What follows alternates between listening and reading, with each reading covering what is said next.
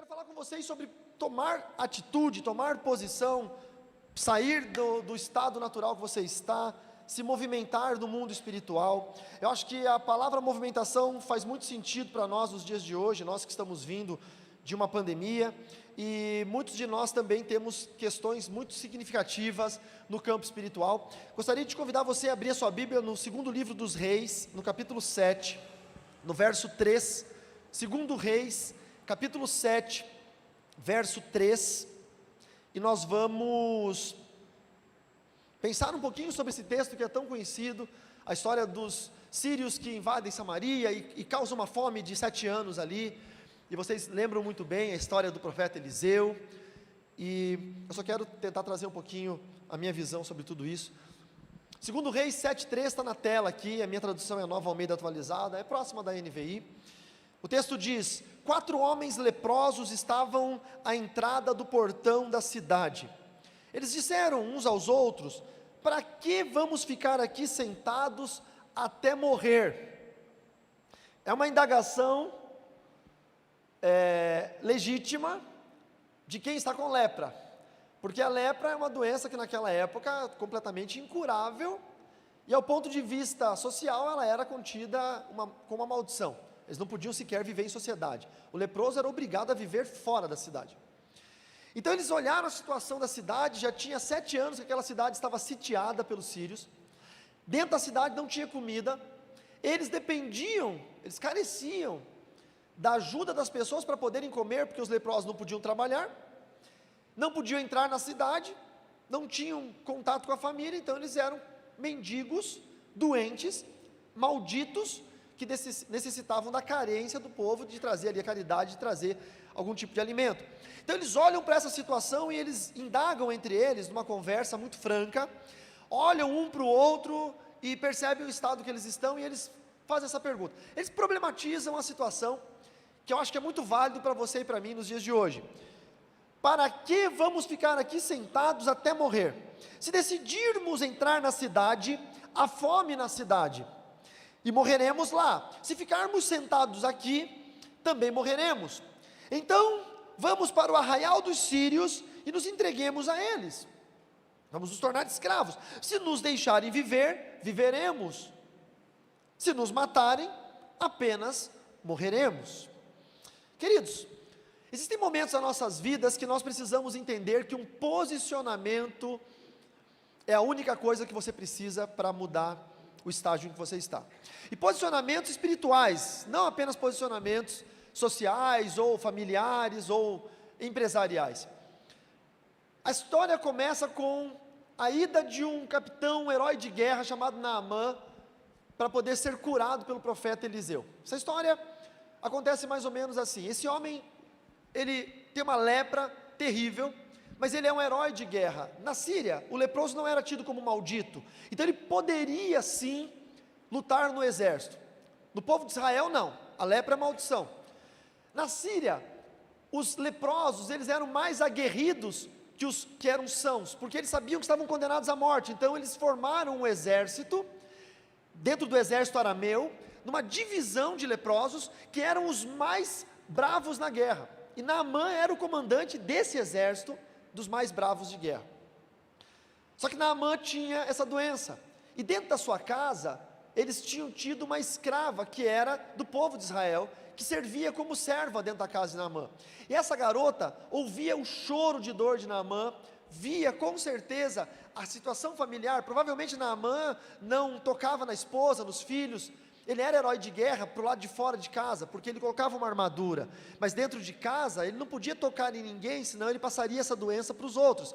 Então ele parecia uma pessoa feroz, valente, do lado de fora de casa, mas dentro de casa ele era um enfermo, ele era um leproso, e isso é muito deprimente para um homem de guerra. E provavelmente essa serva da casa dele ouvia o choro incontido durante as madrugadas, o desespero, e ela falou para sua senhora, para a esposa de Naamã: ah, se o meu Senhor estivesse na terra onde eu vim, porque lá tem um profeta de Deus, que certamente curaria ele dessa doença.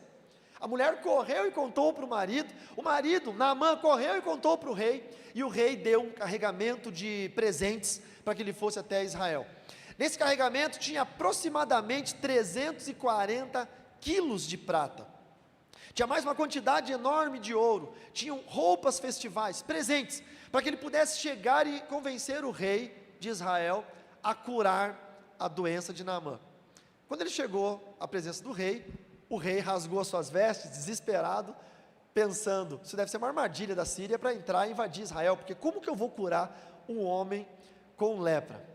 Mas graças a Deus que nós, a igreja, os crentes, nós temos uma facilidade em mandar notícia rapidamente para os outros. Não estou falando que a igreja tem crente fuxiqueiro não, tá? Mas lá no palácio estava acontecendo isso, na casa do profeta já veio alguém contar, olha, chegou agora na casa do rei um homem da Síria, ele é leproso, trouxe ouro, trouxe prata, e o rei está desesperado, dizendo que ele não pode curar a doença dele. Então o profeta Eliseu diz assim, mande ele vir até mim, e ele vai ver que de fato tem Deus em Israel. Esse homem chegou, você conhece a história, eu gosto demais dessa história. Ele chegou achando que o profeta ia fazer um passe de mágica. O profeta nem saiu para atendê-lo. O profeta mandou Geazi, e Geazi levou um recado, vai até o rio Jordão, banhe-se 7 vezes, e daí você vai ser curado. E ele ficou revoltado, Naamã achou que aquilo era uma afronta, porque lá na Síria tinham rios muito mais caudalosos, Abana, Farfar, com muito mais água, do que o ribeiro chamado Jordão. Mas ainda assim um dos seus comandantes, ali um dos seus servos, disseram, mas Senhor, se pedisse uma coisa mais difícil, o Senhor não faria? A gente veio até aqui, faria. Então vai logo, pula aí nesse rio, toma 7 banhos aí, vamos ver o que acontece. E no 7º banho, no 7º mergulho, ele ficou completamente curado. E quando ele viu que estava completamente curado, ele voltou para a casa do profeta, feliz demais. E ele queria entregar aqueles presentes, e o profeta não aceitou. Aí agora o profeta sim, vai lá e foi vê-lo e disse, olha, veja que você está bem, está curado. Eu estou curado, agora eu quero servir o Deus de Israel, e quero te entregar esses presentes. E o profeta falou, não, muito obrigado, não precisa pagar nada não, vá em paz. E aí teve uma conversa litúrgica, pode se prostrar para o Deus de Israel, e bababá, e ele foi embora. Só que Eliseu tinha um grande problema do seu lado, ele tinha um servo que era muito ganancioso, Geazi era ganancioso. O grande problema de alguns de nós, crentes, servos de Deus, é não saber com quem a gente anda, é um perigo isso. Geazi viu que Eliseu não pegou nada daqueles presentes, e ele pensou lá no íntimo do seu coração, eu vou pegar alguma coisa para mim, afinal de contas, fui eu quem atendeu ele, fui eu quem deu a ordem para ele pular no rio, eu mereço, correu atrás, contou uma mentira, disse, olha, o meu senhor disse que chegaram alguns discípulos dos profetas, e ele pediu para você dar aí 10% do que você trouxe 340 quilos de prata, me dê aí 34 quilos de prata. Ele só ia roubar o dízimo. Olha como que o demônio age, desde aquela época, no coração do ganancioso, no coração do infiel, querendo roubar só o dízimo. Mas o recém-convertido Naamã, ex-ímpio, disse, não, você pediu 34, te dou 68, eu te dou o dobro. O que é isso? Convenceu ele de levar 68 quilos de prata, mudas de roupas festivais. Geazi foi, escondeu aquilo e entrou na casa onde estava Eliseu, e Eliseu perguntou, aonde você foi, ô Geazi? Não, teu servo não foi a lugar nenhum. Sabe quando o pai conhece o filho, sabe que o filho fez arte? Vocês são desse tempo? Quem é desse tempo? Eu sou do tempo que minha mãe só olhava para mim. Quem é do tempo que a mãe só olhava? A minha mãe na verdade tinha 2 olhares, ela tinha o primeiro olhar que dizia assim, eu vou te arrebentar quando eu chegar em casa, minha mãe. O segundo olhar eu nunca precisei deixar ela me olhar, porque era pior que esse. Eu acho que o profeta só olhou para Geazi e já pegou a mentira na hora. Geazi, você foi aonde? Não, fui ali. Geazi, acaso não fui eu em espírito e não vi você pegar? E aí ele começou a dizer a lista de coisas que Geazi havia pego, e Deus ainda deu a revelação ao coração do profeta, dizendo o que Geazi pretendia gastar, comprar com aquele dinheiro. Ele disse, você pegou prata, ouro, vestes festivais, e você pegou jumentos e camelos, vinhas e olivais, servos e servas. Ele não pegou jumentos e camelos, ele não pegou vinhas e olivais, ele não pegou servos e servas, mas era isso que estava dentro do coração de Geazi, para comprar com aquele dinheiro. Deus não mostra só o que nós fazemos de errado, Deus revela o oculto do nosso coração. E aí, então ele fala a frase mais terrível que você pode ouvir dentro do ambiente espiritual: Eliseu olha para Geazi e diz: agora então, já que você foi atrás da recompensa de Naamã, a doença de Naamã, a lepra de Naamã, recaia sobre você. E naquele momento, Geazi saiu dali branco de lepra, e teve que se retirar no reduto dos leprosos. Um detalhe importante, vocês percebam que aquela doença de Naamã era uma doença de maldição. Porque Naamã estava curado, mas a doença ficou flutuando em algum ambiente espiritual, ao ponto do profeta poder dizer: a doença de Naamã caia sobre você, e ele ficou doente. De onde veio essa doença, se Naamã já estava curado? Existem situações no mundo físico, que são reflexos óbvios do mundo espiritual. Tanto que os filósofos gregos, antes mesmo da medicina, chamavam de psicossomático, porque psico vem de psique, aquilo que é invisível aos nossos olhos, sensível, e soma é corpo em grego, psicossoma, algo que vem lá do mundo invisível, transcendente, sensível, e que se reverbera, que repercute na nossa existência, e que se demonstra fisicamente em nós. Desde aquela época já acontecia isso. Agora Geazi precisa sair de perto de todo mundo, ele precisa sair da função de servo, de moço de Eliseu, e ele precisa morar num lugar que é o reduto dos leprosos, e ali é mais ou menos quando alguém comete um crime, e sai da sociedade, e vai morar dentro de um presídio, ou de uma penitenciária. Ele vai viver uma outra lei, uma outra regra, uma outra verdade de vida, um outro nível de conforto, um outro nível de tudo, mas ele tem que viver. Então agora vem os sírios e cercam a cidade. São 7 anos Geazi leproso, 7 anos, no mínimo 7, Geazi morando no reduto dos leprosos, com demais leprosos. E aí acontece o que nós acabamos de ler. 4 leprosos estavam à entrada do portão da cidade. Eles disseram uns aos outros: para que vamos ficar aqui sentados até morrer? Se decidirmos entrar na cidade, há fome na cidade e morreremos lá. Se ficarmos sentados aqui, também morreremos. Então, vamos para o arraial dos sírios e nos entreguemos a eles. Se nos deixarem viver, viveremos. Agora, se nos matarem, só vai adiantar aquilo que é inevitável: morreremos. Ao anoitecer, eles se levantaram para ir até o arraial dos sírios. Quando chegaram às imediações do arraial, eis que lá não havia ninguém. Você consegue imaginar um exército gigantesco que sitiou uma cidade ao ponto de haver fome dentro da cidade? Para você entender a fome que tinha dentro da cidade de Samaria, uma mãe propôs a outra mãe: nós vamos morrer de fome, vamos hoje matar o meu filho, assar o meu filho, vamos comer o meu filho hoje, você e eu comeremos, e amanhã comeremos o seu. E ela concordou com essa insanidade. Então mataram o menino, prepararam ele e comeram, mas no dia seguinte a mãe do filho que havia sido morto cobrou agora para aquela mãe: olha, vamos matar o seu, agora vamos comer. E aquela mãe disse: não, o meu filho não. E essa mãe veio ao rei reclamar o direito de que o outro menino fosse morto. Estava nesse nível a cidade, cercada há 7 anos, sem ter o que comer. Você que pegou Covid, ficou lá 14 dias de isolamento, deve ter ficado desconfortável, mesmo dentro de uma casa confortável, porque o conforto psicológico é diferente do conforto físico. Você pode estar na melhor cama, na melhor poltrona, com a geladeira cheia, ainda há um desconforto psicológico. Agora imagine você cercado por um exército inimigo numeroso, 7 anos, não tem mais o que comer. Estavam brigando por cabeça de jumento, cabeça podre de jumento, estavam brigando por punhado de esterco, para fazer fogo com o esterco, para assar a cabeça, para poder comer. Essa era a situação de Samaria. E agora esses leprosos vão até o arraial dos sírios, o exército que está causando tudo isso, encontra o arraial vazio.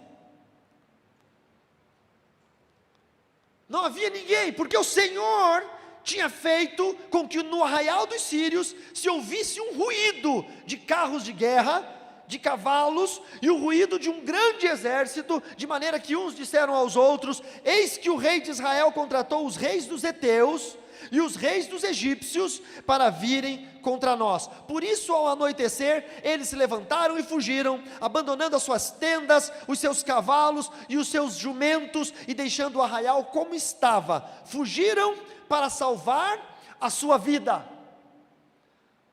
E o que eu acho incrível é que a atitude dos leprosos em dizer: nós não podemos ficar sentados aqui.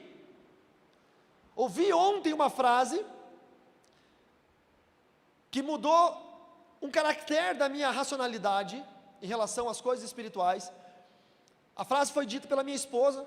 Ela falou assim: existem situações da vida que nós sabemos que vão melhorar, situações ruins que vão melhorar, mas nós acabamos apenas parados esperando que elas melhorem, e não fazemos nada para que elas melhorem. O tempo que você gastar parado aí esperando que a vida mude, que as coisas melhorem, pode ser que demore tempo demais, e não dê tempo de você apreciar. Os leprosos fizeram isso. Um olhou para o outro e disse: vamos ficar aqui até quando? Vamos tomar uma atitude, nós vamos nos levantar e vamos andar em direção aos sírios. Agora eu fico imaginando lá nos céus, se vocês me permitem ter uma imaginação fértil, o Senhor olhando para a terra e esperando alguém do exército de Israel fazer isso. Podia ser um comandante, podia ser o próprio rei, podia ser qualquer um, que saísse da sua casa, do medo do cerco, e falasse: eu vou enfrentar, eu vou lutar. Israel tem um histórico de covardia.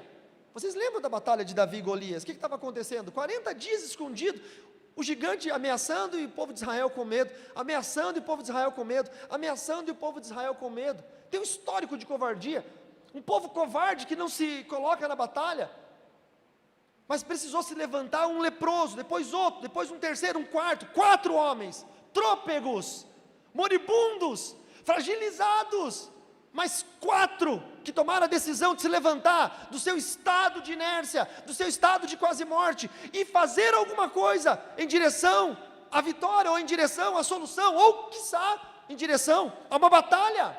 Se morrer, morreremos; se viver, viveremos.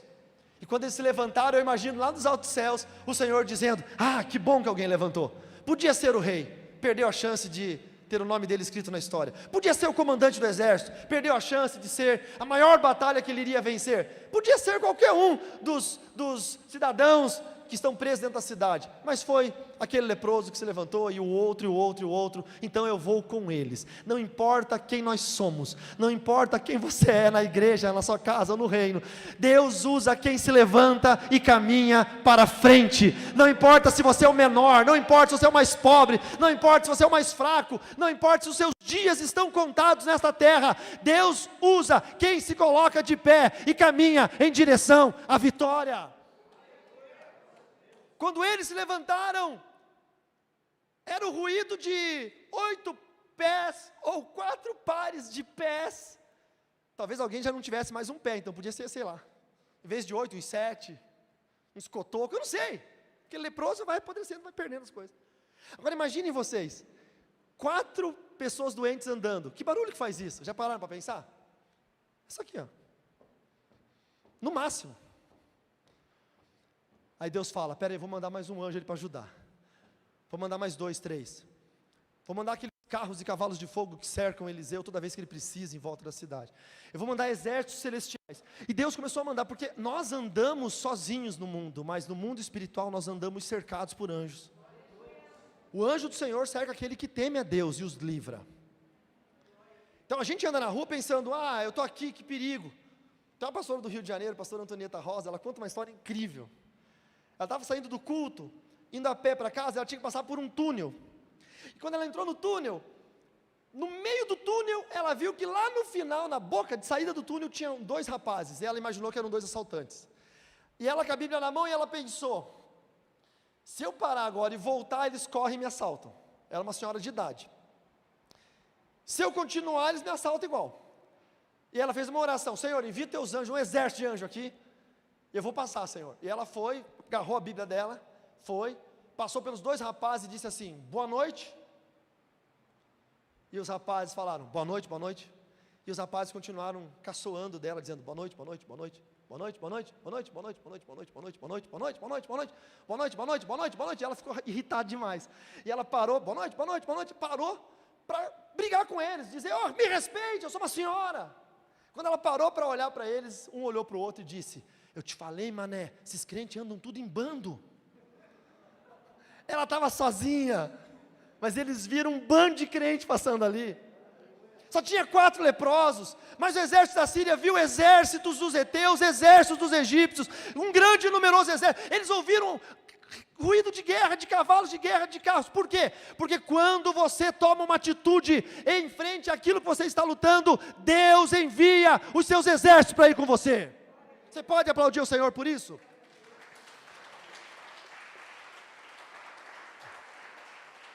Agora, a atitude de um homem de Deus, de uma mulher de Deus, não está apenas em fazer algo por si. Porque eu posso tomar atitudes por mim, eu posso tomar atitude pelo meu casamento, pela minha casa. Mas quando você pensa no bem da coletividade, quando você pensa no outro, algo maior pode acontecer. Eles foram,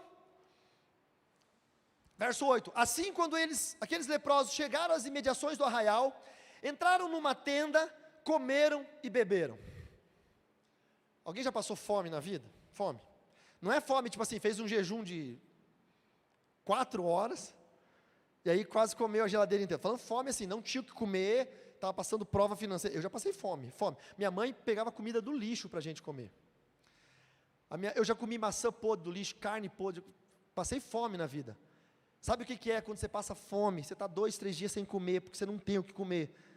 Aí a comadre da tua mãe, a madrinha de batismo na católica te chama na casa, você chega lá, tem uma mesa com pão, com tudo, e você quer comer toda aquela comida, mas a educação não te permite. Eles aqui não foi assim, porque eles não tinham ninguém para regular. Então eles entraram na primeira tenda que eles viram, comeram e beberam. Depois levaram dali prata, ouro e roupas. Então foram e esconderam tudo. Vocês estão pegando aqui o sinal?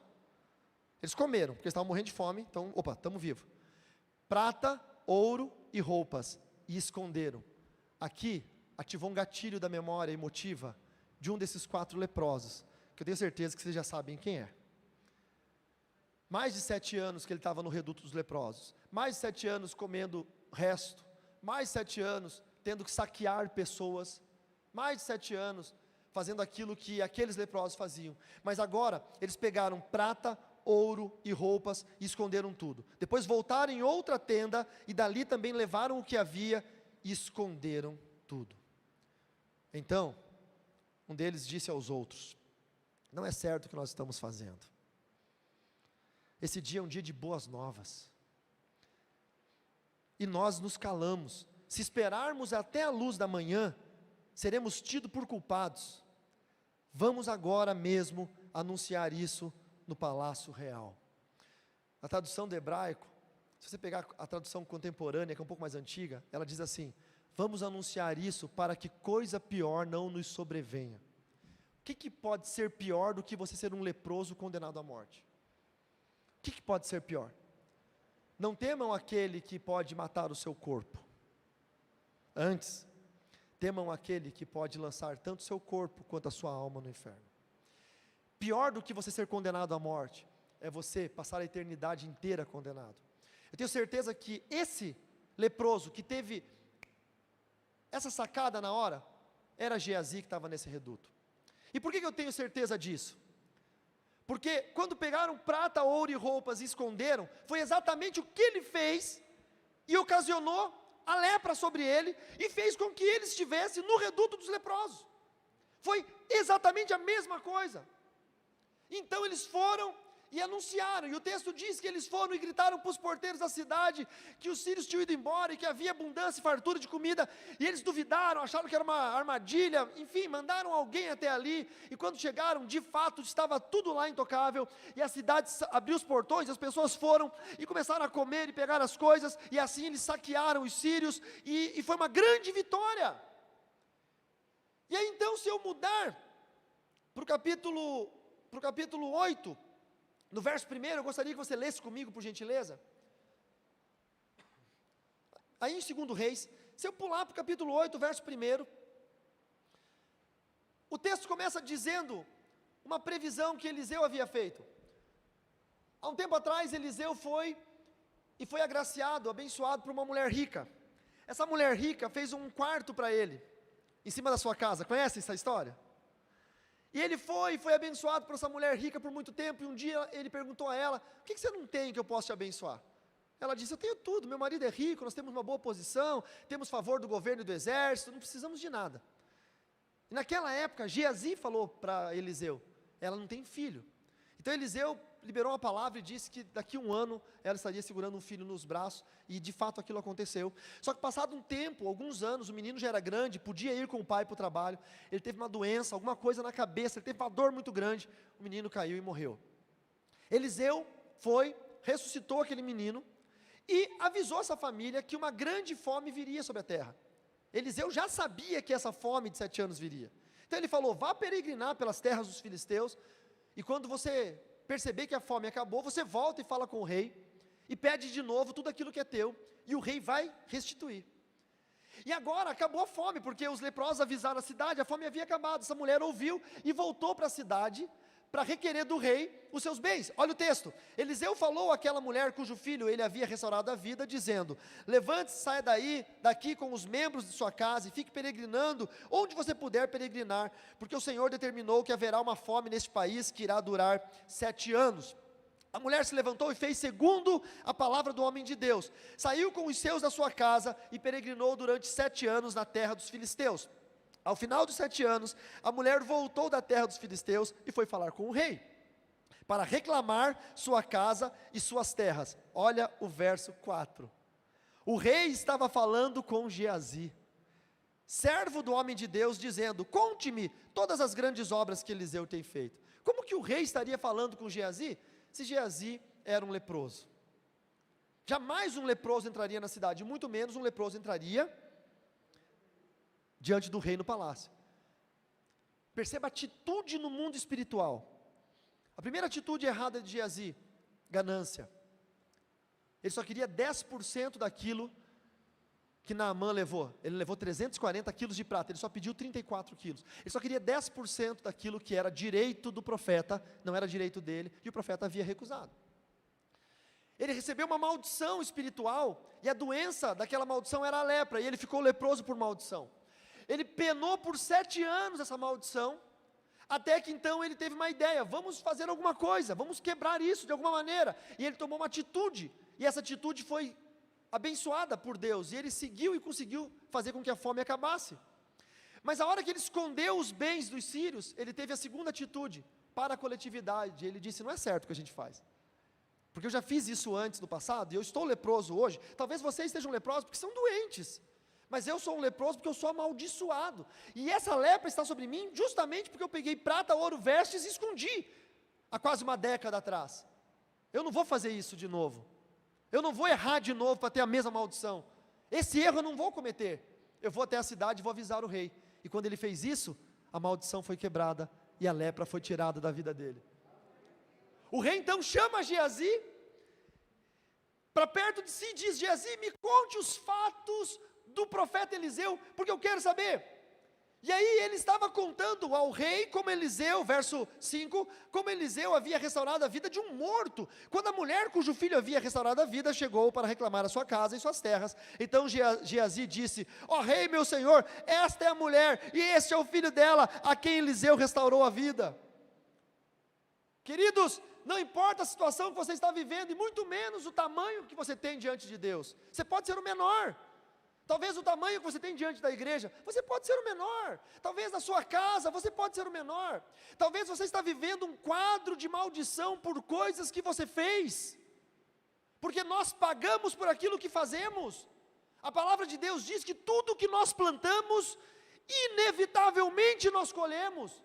Geazi plantou uma maldição e colheu, mas no meio do período dessa maldição, ele plantou bênção, e Deus foi suficientemente bondoso para extinguir, anular tudo aquilo, e liberar cura física sobre a vida dele. Cura física sobre a vida dele. Deus pode fazer isso conosco hoje, queridos. Deus pode mudar a história da nossa vida, Deus pode mudar o rumo da nossa história. Deus pode fazer com que aquilo que foi amaldiçoado volte a ser abençoado. A palavra de Deus sempre nos trouxe esperança. Eu lembro quando Oséias profetizou, dizendo que Deus falaria conosco no meio do deserto. Isso é um texto base daquele meu livro, Quando Deus Te Leva ao Deserto. E Oséias diz: e eu trarei esperança aonde não há mais esperança, ele diz, o vale de Acor voltará a ser uma terra de esperança. O vale de Acor é o lugar onde foi profetizado que nada mais daria certo, seria um vale estéril, por causa do pecado de Acã, que também havia roubado algo que Deus disse para que não pegasse. Deus pode trazer esperança onde alguém disse que não há mais esperança, aonde o diagnóstico do médico disse que não há mais esperança, aonde o casamento foi destruído e alguém disse que não há mais esperança, aonde o esposo ou a esposa já foi embora e não há mais esperança, aonde o filho está perdido, talvez longe de casa, e alguém já te disse que não há mais esperança. Não importa o quadro, a situação, a palavra de Deus nos mostrou um quadro de lepra, condenado à morte, aonde ainda assim Deus transformou, não só curou, como o colocou como servo do rei, falando diretamente com o rei. Deus quer fazer isso com você, Deus quer fazer isso comigo, através dessa palavra que seja liberada sobre a sua vida, amém? Nós vamos orar nesse momento, nesta noite. Eu queria convidar você a ficar de pé, se você pode, o Ministério de Louvor, se puder, ministrar ao coração do Senhor. Os obreiros que normalmente fazem a parte da intercessão da igreja, que se puderem vir à frente, os pastores, os líderes de intercessão, que possam vir à frente para poder orar, e se coloquem por gentileza aqui. E você que precisa de uma oração, que talvez você diga agora, aí onde você está, essa palavra foi para mim, existem coisas na minha vida que não vão para frente, existem situações da minha família, em parentes meus, que parece que não se resolvem, antes funcionava, agora não funciona mais, eu preciso de uma solução para isso. Quem sabe não é algo no mundo espiritual que está travado e que precisa hoje ser liberado em nome do Senhor Jesus. Se essa palavra foi para você, eu quero que você venha receber essa oração, mas eu vou alertar uma coisa primeiro. Os pastores já podem vir aqui, por favor, pastores, por favor, os irmãos que são da intercessão, por favor, podem ficar posicionados aqui. Antes de você vir para frente e receber essa oração, eu quero alertar a você uma coisa. Quantos guerreiros saíram de Samaria para ir até o arraial dos sírios? Nenhum. O rei saiu e foi? Não, não foi. Sacerdotes, quantos foram? Nenhum. Sabe quem foi? Um leproso. Às vezes você fica no banco esperando alguém ir primeiro, para depois você ir, porque você tem medo de ser o único aqui na frente e passar vergonha. Você tem medo de ser o único aqui na frente e a igreja fala, olha, só ele foi pedir oração. Se hoje tiver apenas uma bênção nos céus, para destravar a vida de uma pessoa, essa uma única bênção vai ser daquele primeiro que vir à frente. Então nunca deixe para ser o segundo, o terceiro, seja sempre você o primeiro a vir para frente, para receber aquilo que Deus tem separado, amém? Você pode sair do seu lugar, vem aqui para frente, vamos orar todos juntos, enquanto os ministros de louvor podem ministrar, em nome do Senhor Jesus. Podem orar, por favor.